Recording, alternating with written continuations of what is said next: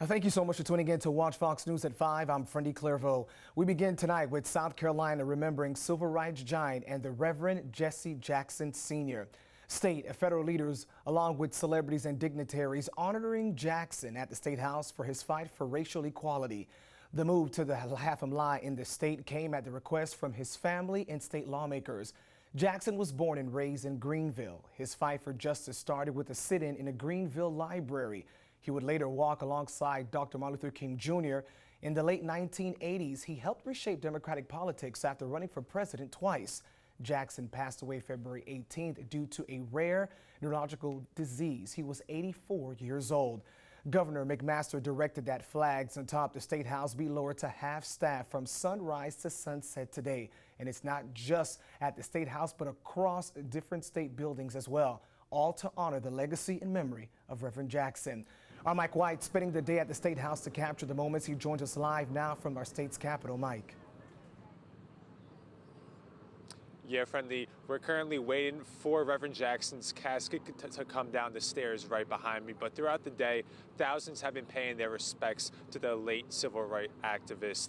By 11 o'clock this morning, the line just to get inside the State House was wrapped around the building, some traveling almost 20 hours to be here today. And when I spoke to people throughout today, they all said the same thing, that today was something that they felt they needed to be a part of.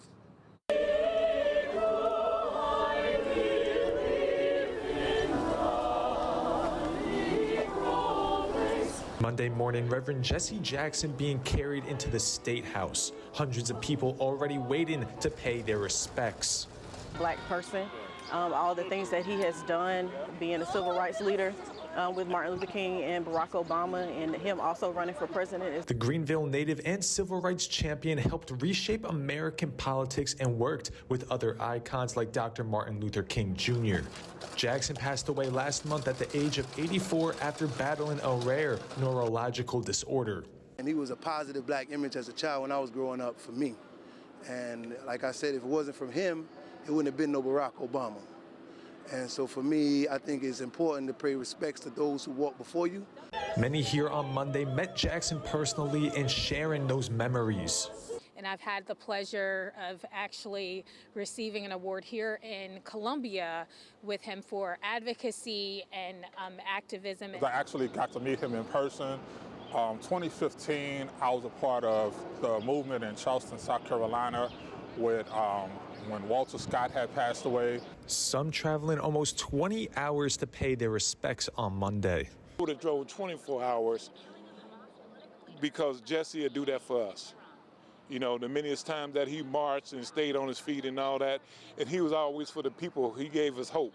The people here Monday say they feel the impact of Jackson's Rainbow Push Coalition and the work that still needs to be done. You go see his Operation Push in Chicago, you'd be like, wow, amazing man, look what he built. If I can't be who I ought to be until you are who you ought to be, and it just symbolized that ending of that era and moving on to the next. Now, there is a memorial tribute going on this afternoon at the Brooklyn Baptist Church. That tribute began at 4 o'clock. Reporting in Columbia, Mike White. Watch Fox News Local First. All right, Mike, thanks for that. And our coverage of the legacy of Jesse Jackson continues with our Megan Gagno. She joins us live now at that memorial service that Mike just talked about at Brooklyn Baptist Church. Megan, what more can you tell us?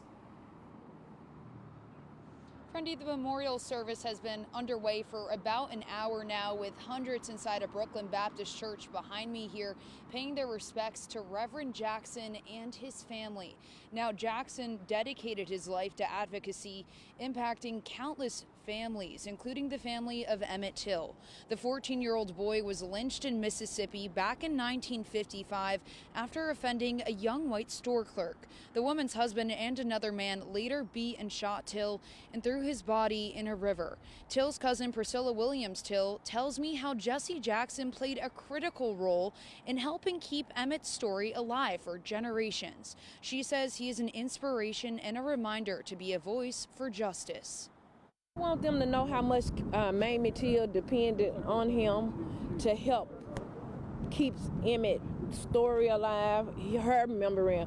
I mean, with her being gone right now, but to make sure he was that anchor to keep this story out here and have people listen to what actually happened to Emmett. If you didn't have Jesse Jackson speaking and supporting Mamie, none of these things would be happening right there. All of this happened because of civil rights leaders like Jesse Jackson. And we need leaders like Jesse Jackson, those that will stand up and call out injustice, those that are not afraid. And Jesse Jackson was definitely that person to stand tall and say, hey, look, we're going to talk about this and we're going to do something about it. And he was that person. Now, Till says today is not only about remembering Reverend Jackson, but also continuing the work that he fought for. In Columbia, I'm Megan Gagno, Watch Fox News, Local First.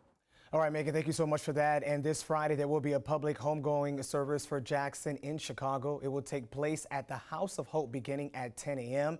Then on Saturday, a private homegoing celebration at the Rainbow Push Coalition in Chicago that will wrap up the week of services honoring the civil rights icon.